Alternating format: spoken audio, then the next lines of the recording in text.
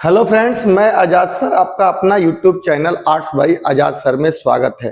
दोस्तों, हम लोग क्लास 12 के चैप्टर नंबर 5 पॉलिटिकल साइंस का समकालीन विश्व में सुरक्षा की बात हमने किया था। पिछले वीडियो में हमने आपको ये बताया था कि सुरक्षा क्या होता है, सुरक्षा कितने प्रकार का होता है, जिसमें हमने कहा था कि एक पारंपरिक भी होता है, एक अपारंपरिक भी होता है। पारंपरिक सुरक्षा कितने प्रकार का होता है तो हमने दो बताया था, एक बाह्य होता है, एक आंतरिक होता है। फिर हमने कहा था कि जो बाह्य सुरक्षा होता है वो कितने टाइप्स के होते हैं, तो उसमें 5 होते हैं। एक सैन्य हमला होता है, एक गठबंधन होता है, एक शक्ति संतुलन, एक निशस्त्रीकरण और एक जनसंहार की श्रेणी में आता है।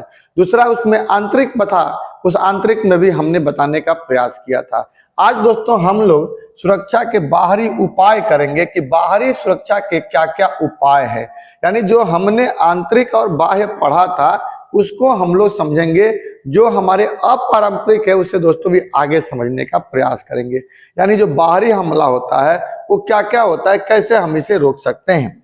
तो चलिए दोस्तों, आज हम बात करते हैं बाहरी सुरक्षा के क्या क्या उपाय हैं। बाहरी सुरक्षा के निम्न उपाय हैं, जैसे सैन्य शक्ति को मजबूत कर लिया जाए। अगर हम अपना सेना को मजबूत कर लेते हैं तो इसके वजह से बाहरी देश हमारे ऊपर कोई आक्रमण नहीं करेगा, तो हम भी उस पर नहीं करेंगे और हम सुरक्षित रहेंगे। और वो डर से कि ये भी शक्तिशाली है तो हमारे ऊपर अटैक नहीं करेगा।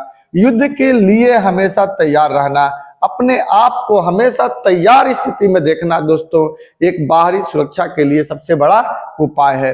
फिर से दोस्तों है कि शक्ति संतुलन स्थापित करना, और चौथा गठबंधन की नीति अपनाना। अगर हमारा शक्ति संतुलन बेहतर है, हमारी ताकतें मजबूत हैं और हमने कई देशों से गठबंधन करके अपनी स्थिति को मजबूत कर लिया है, तो ये 4 उपाय दोस्तों ऐसा है जो कि हम बाहरी सुरक्षा से बच सकते हैं, यानी बाहरी व्यक्ति हमारे ऊपर जल्दी आक्रमण नहीं करेगा। अब दोस्तों आता है कि आंतरिक सुरक्षा के उपाय क्या होते हैं, ये तो हमने पढ़ा ही था। आंतरिक सुरक्षा के उपाय ये है कि मजबूत सरकार का गठन करना, अर्थात बहुमत की सरकार हो। अल्पमत की सरकार होगी तो दोस्तों बार बार गिरेगी, और गिरेगी तो अस्थिरता रहेगी। इसलिए सरकार कैसी हो, बहुमत की सरकार हो, मजबूत सरकार हो। दूसरा, जातीय संघर्ष को रोका जाए, वहां पे कोई किसी प्रकार का जातीय संघर्ष नहीं हो। कानून व्यवस्था में भी सुधार किया जाए।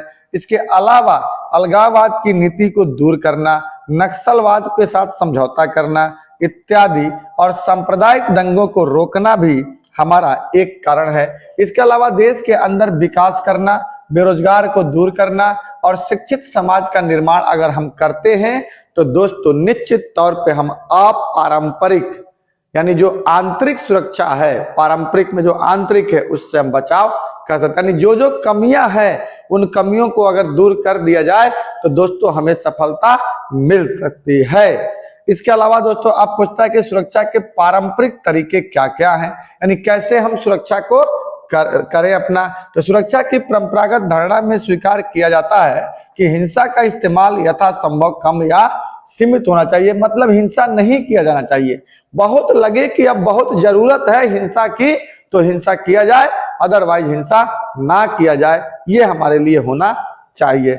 अगला दोस्तों कह रहा है कि न्याय युद्ध होना चाहिए। अगर युद्ध भी हो तो न्याय युद्ध हो, अर्थात एक उचित युद्ध हो, अर्थात युद्ध का लक्ष्य होना चाहिए। क्या होना चाहिए, युद्ध का लक्ष्य होना चाहिए कि अगर हम युद्ध कर रहे हैं तो हमारा क्या उद्देश्य है, क्या उद्देश्य नहीं है। उचित कारणों, यानी उचित युद्ध उचित कारणों से होनी चाहिए, अर्थात आत्मरक्षा, अर्थात दूसरे जनसंहार से बचाने के लिए। मतलब अगर हम युद्ध कर रहे हैं दोस्तों ना, तो ये ध्यान में रखना चाहिए कि हमारा कोई ना कोई मकसद है।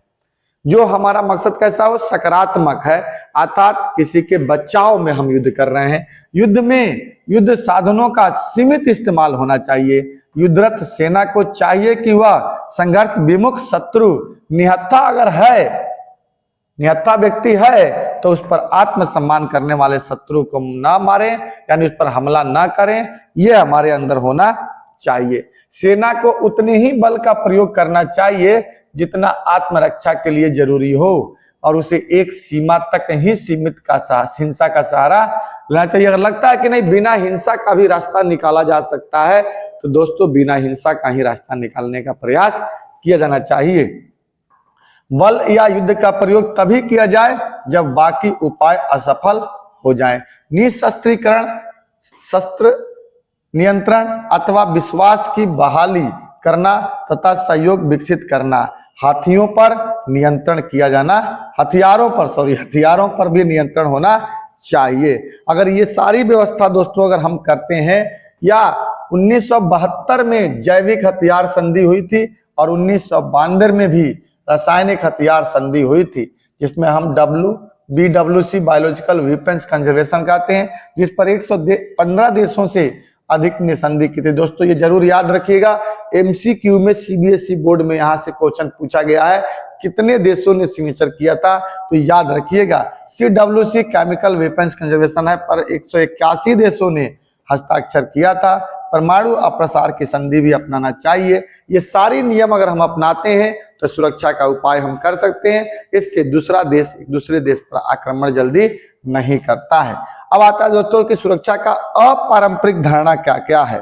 अपारंपरिक धारणा, तो सुरक्षा की अपारंपरिक धारणा के अंतर्गत मानवीय अस्तित्व पर चोट करने वाले व्यापक खतरों और आकांक्षाओं को शामिल किया जाता है, जैसे अकाल हो, जैसे महामारी हो, जैसे वैश्विक ताप वृद्धि हो, जैसे आतंकवाद हो, जैसे बीमारी हो, जैसे कोई हिंसा हो, खून खराबा हो, या कोई आपदा हो इत्यादि इसमें शामिल किया जाता है। जो अपारंपरिक क्या है, सुरक्षा है। सुरक्षा की अपारंपरिक धारणा के दो पक्ष होते हैं, एक मानवता की सुरक्षा और एक विश्व की सुरक्षा। पिछले वीडियो में हमने चर्चा किया था दोस्तों। अब इसी में हमारा मानवता की सुरक्षा में इसमें हमारा आता है हिंसा, और विश्व की सुरक्षा में आता है ग्लोबल वार्मिंग। ठीक है दोस्तों, इसके अलावा इधर वाले में हमारा खून खराबा, अकाल, महामारी, और इधर आतंकवाद, बीमारी, जलवायु संकट, कोरोना जैसे व्यक्ति से विश्व को खतरा है, और इधर वाला मानवता की खतरा है। अब दोस्तों क्वेश्चन पूछ रहा है कि सुरक्षा की अपारंपरिक अवधारणा के अंतर्गत खतरों के कुछ नए नए स्रोत भी उभर करके आए हैं। वो नया स्रोत क्या है? आतंकवाद है, गरीबी है, बेरोजगारी है, महामारी है, कोरोना वायरस जैसा बीमारी है, एबोला, हंता, ये सब था, प्रदूषण भी है, आपदाएं भी है, शरणार्थियों की समस्या है, जनसंख्या वृद्धि है, एड्स है, बर्ड फ्लू है, कोरोना है। दोस्तों ये सब नाम याद रखना है, आपको नाम याद रखना है, स्क्रीनशॉट लेकर के आपको इसको लिख लेना है, नोट्स आपका बेहतर बन जाएगा। नोट्स बहुत ही बेहतर बनेगा दोस्तों, आपको चैप्टर भी बहुत आसान है, ग्लोबल वार्मिंग हो या सार्स जैसी बीमारी हो। अब आता है दोस्तों कि हम क्या इन खतरों से बचने के लिए सहयोग मूलक नीति अपना सकते हैं। निश्चित तौर पर दुनिया के सारे देश अगर एक साथ खड़े हो जाएं तो हम सहयोग जैसी नीति को भी अपना सकते हैं। तो अब देखिए कह रहा है कि सहयोग मूलक सुरक्षा क्या है? सभी देशों का एक साथ एक मंच पे आना ही सहयोग कहलाता है। सहयोग मूलक की अवधारणा अपारंपरिक खतरों से निपटने के लिए सैन्य संघर्ष के बजाय अंतर्राष्ट्रीय सहयोग से रणनीतियां तैयार करने पर बल देती है।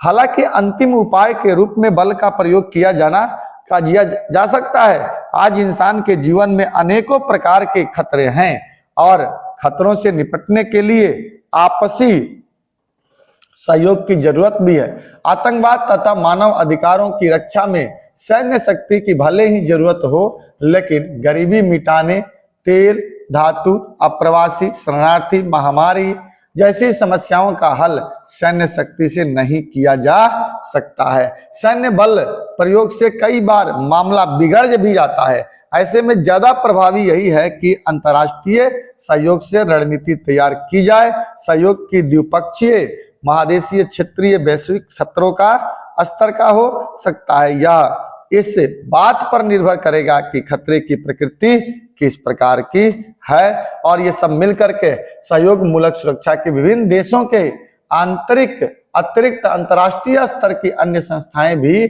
सहयोग कर सकती है, जैसे UN हो, WHO हो, वर्ल्ड बैंक हो, IMF हो, या NGO भी, चर्च, धार्मिक संगठन, मजदूर संगठन, सामाजिक और विकास संगठन, व्यवसायिक संगठन और निगम आदि जानी मानी हस्तियां जैसे नेल्सन मंडेला, मदर टेरेसा आदि भी शामिल होकर के क्या कर सकती हैं? सहयोग जैसी मूलक व्यवस्था को तैयार कर सकती हैं और सहयोग को रोका जा सकता है। ठीक है दोस्तों, सहयोग मूलक सुरक्षा में भी अंतिम उपाय के तौर पे बल के प्रयोग किया जाना चाहिए सकता है। अंतर्राष्ट्रीय बिरादरी, ठीक है, उन सरकारों से निपटने के लिए बल प्रयोग की अनुमति दे सकती है जो अपनी ही जनता की मार रही है, जैसे गरीबी है, जैसे महामारी है, प्रलयकारी घटनाओं की ओर मार झेल रही जनता के दुख दर्द की उपेक्षा कर रही है। भारत की सुरक्षा नीति के 4 महत्वपूर्ण रणनीति क्या है दोस्तों? अब क्योंकि भारत भी क्या है, भारत तो बाहरी और आंतरिक दोनों ही, मतलब कहते हैं ना, पारंपरिक और अपारंपरिक दोनों ही खतरों से भारत घिरा हुआ है। साथ ही साथ पारंपरिक में भारत क्या है कि पारंपरिक में बाह्य से भी खतरा है भारत को और आंतरिक से भी खतरा है। यानी भारत को देखा जाए तो हर तरह से खतरा है, आतंकवाद से भी खतरा है, पड़ोसी देश से भी खतरा है और देश के अंदर भी कई तरह की नीतियां चलते रहती हैं, इससे भी खतरा है। अब सबसे निपटने के लिए भारत को 4 चीजों की जरूरत पड़ती है जो इसमें दिया हुआ है। पहला, भारत की सुरक्षा नीति के 4 प्रमुख तत्व कौन कौन से हैं? पहली, अपनी सेना मजबूत करना, यानी अपनी सैन्य शक्ति को हमें मजबूत करना चाहिए क्योंकि हम चारों तरफ से खतरों से ही घिरे हुए हैं। इसके अलावा अंतर्राष्ट्रीय कायदों और संस्थानों को मजबूत करना, देश की अंदरूनी सुरक्षा समस्या से निपटना और सबके लिए सामाजिक और आर्थिक विकास की बात करना। अब देखिए दोस्तों, एक एक करके बता रहे हैं। अपनी सैन्य क्षमता को मजबूत करना, यानी भारत को पारंपरिक और अपारंपरिक दोनों तरह के खतरों का सामना करना पड़ता है, सीमा रेखा के भीतर और सीमा रेखा के बाहर भी। इसी को लेकर के देखिए दोस्तों, भारत और पाकिस्तान के बीच में अभी तक 4 बार युद्ध होगा और 4 महीना पहले की अगर बात किया जाए मई जून की, तो एक युद्ध तो सिंधु ऑपरेशन वाला भी हम जोड़ ही सकते हैं, वो भी एक हुआ। तो भारत पाक के बीच में पहला युद्ध 1947-48 के बीच में हुआ, दूसरा युद्ध 1965 में हुआ, तीसरा 1971 में, चौथा 1999 में और अगर 5वां की बात की जाए तो 2025 में भी जून जुलाई के महीने में सिंधु ऑपरेशन वाला घटना हम देख सकते हैं। ये तो बाहरी खतरा है ही हमारे पड़ोसियों से। इसके अलावा भारत और चीन में भी 1962 में हुआ। भारत 1974 में और 98 में 2 बार परमाणु बम परीक्षण भी कर दिया। भारत के चारों तरफ परमाणु हथियार से लैस देश भी हैं, इसीलिए भारत को इससे भी सुरक्षा लेने की जरूरत है। इस प्रकार भारत को अपनी सैन्य ताकत मजबूत करेंगे तो हमें दोनों प्रकार के ताकतों से हम क्या कर सकते हैं, निपट सकते हैं। इसके अलावा दोस्तों, अंतर्राष्ट्रीय कायदों और संस्थानों को मजबूत करना, यानी भारत के गुट निरपेक्षता की नीति की अपनाई, यूएनओ का सम्मान किया और उसे अंतिम मंच का माना। नेहरू जी ने एशिया एकता पर बल दिया था। भारत ने औपनिवेशीकरण को खुलकर विरोध किया और निशस्त्रीकरण के प्रयासों पर भी बल दिया गया। इसके बाद तीसरा आता है दोस्तों, अंदरूनी समस्या से निपटना, यानी देश के जो अंदरूनी समस्या है, देश के अंदर समस्या, ये भी हमारे लिए बहुत बड़ा खतरा बना हुआ है। पहली समस्याओं से निपटना, जैसे कश्मीर है, पंजाब है, नागालैंड है, मिजोरम है, यहाँ पर उग्रवादी समूहों से निपटना जो अलगाववाद की मांग करते हैं। इसके अलावा नक्सलवाद है, अलगाववाद है, राष्ट्रीय एकता को स्थापित करना, गृह युद्ध से निपटना, ये भी हमारे भारत के लिए बहुत जरूरी है। आंदोलन होते रहते हैं। फिर आता है दोस्तों, सामाजिक और आर्थिक विकास करना, यानी देश के सामाजिक और आर्थिक विकास होगा तो गरीबी हमारी दूर होगी, सबको रोजगार मिलेगा तो शायद लोग इसमें फंसेंगे नहीं और सब लोग देश की मदद करेंगे। तो किसी भी देश के लिए सामाजिक और आर्थिक विकास बहुत जरूरी होता है। आर्थिक रूप से कमजोर देश के सामने दूसरों पर निर्भरता का खतरा रहता है, इसीलिए स्वयं को विकास किया जाना चाहिए। इसके अलावा दोस्तों, गरीबी से जनता को निजात दिलाया जाए। चौथा, दूसरों पर निर्भर होने से गुलाम होने की संभावना बना रहता है। 5वां, अर्थव्यवस्था सुधार किया जाए। 6ठा, रोजगार पैदा करने के पर बल दिया जाए। 7वां, आत्मनिर्भर बनने का प्रयास किया जाए। इस प्रकार दोस्तों, अगर हम ये काम करते हैं तो हमें अपने बाहरी और आंतरिक दोनों प्रकार से सुरक्षा से निपटने का हमें खतरा जो है उससे मौका मिल जाता है। अब दोस्तों पूछा जाता है कि अप्रवासी किसे कहते हैं और शरणार्थी किसे कहते हैं। तो दोस्तों, अप्रवासी और शरणार्थी का मतलब ये होता है, जो आपको अप्रवासी मतलब एक देश से दूसरे जगह जाना, यानी काम की तलाश में जब कोई व्यक्ति एक स्थान से दूसरे स्थान जाता है तो उसे प्रवासी कहते हैं। और कोई व्यक्ति किसी कारण से अपने देश को छोड़ दिया और दूसरे देश के बॉर्डर पे जाकर के बैठा है और वह देश उसे एक्सेप्ट नहीं कर पा रहा है तो उसे हम शरणार्थी कहते हैं। बात समझ आई दोस्तों? क्या मैंने बताया कि जब कोई व्यक्ति किसी काम की तलाश में, रोजगार की तलाश में एक जगह से दूसरे जाए, एक शहर से दूसरे शहर या एक देश से दूसरे देश जाए, तो उसे हम क्या कहते हैं? उसे हम प्रवासी कहते हैं, अप्रवासी कहते हैं। और जब कोई व्यक्ति एक देश को छोड़ दे और दूसरे देश में जाए और उसके बॉर्डर पे बैठे वो देश उसे एक्सेप्ट न करे, नागरिकता ना दे, तो वैसी स्थिति में उस व्यक्ति को हम शरणार्थी उस देश के लिए कह सकते हैं। ये दोनों ही परिस्थितियां हमें देखने को मिलती है। अगला दोस्तों कह रहा है कि आंतरिक रूप से विस्थापन का मतलब क्या होता है। तो जब कोई व्यक्ति एक देश के अंदर ही किसी जगह पर युद्ध हो जाए या वहां पर कोई अशांति आ जाए या कानून व्यवस्था ठीक न रहो, तो उस स्थान से छोड़कर के दूसरे स्थान पर चला जाए, लेकिन देश से बाहर न जाए, देश के अंदर ही आ जाए, तो इसे विस्थापन कहते हैं। जैसे हमारे यहाँ 1990 में जम्मू कश्मीर में कुछ विद्रोह हुआ, कुछ अशांति फैली और बहुत सारे कश्मीरी पंडित हमारे भाई वहां से चल करके कोई पंजाब चला गया, कोई पंजाब बस गया, कोई हरियाणा बस गया, कोई पश्चिमी उत्तर प्रदेश में, उत्तराखंड में आके बस गए। ऐसी परिस्थिति में वो लोग वहां से यहाँ आकर के विस्थापित हो गए और बस गए। इसे ही विस्थापन की प्रक्रिया कहते हैं। जैसे जो लोग अपने घर छोड़ चुके हैं परंतु राष्ट्रीय सीमा के भीतर ही हैं, इसे आंतरिक रूप से विस्थापन कहा जाता है। 1990 के दशक में कश्मीर छोड़ने वाले कश्मीरी पंडित भी इसी का हिस्सा थे। इस प्रकार दोस्तों मैंने आपको ये पूरे चैप्टर ही मात्र 2 वीडियो में कंप्लीट कर दिया, और वो भी हमने बड़ी मेहनत से और बड़ी अच्छे तरीके से शॉर्ट्स में आपको समझाने की कोशिश की कि क्या क्या चीजें होती है। आप इस वीडियो को, दोनों ही वीडियो को, अगर आप पहली बार चैनल पे आते हैं तो हमारे प्लेलिस्ट में जाकर के चैनल को सब्सक्राइब कर दीजिएगा। प्लेलिस्ट में जाकर के इसको फर्स्ट वीडियो और सेकंड वीडियो दोनों देखिएगा। अच्छा लगेगा तो इसको स्क्रीनशॉट लेकर के दोस्तों आप क्या कर लीजिएगा, बहुत अच्छे तरह से नोट्स बना लीजिएगा, और इससे भी बेहतर लगे तो आप अपने दोस्तों के बीच में शेयर करिएगा। पहली बार अगर चैनल पे आए हैं तो सब्सक्राइब करिएगा। जय हिंद, जय भारत।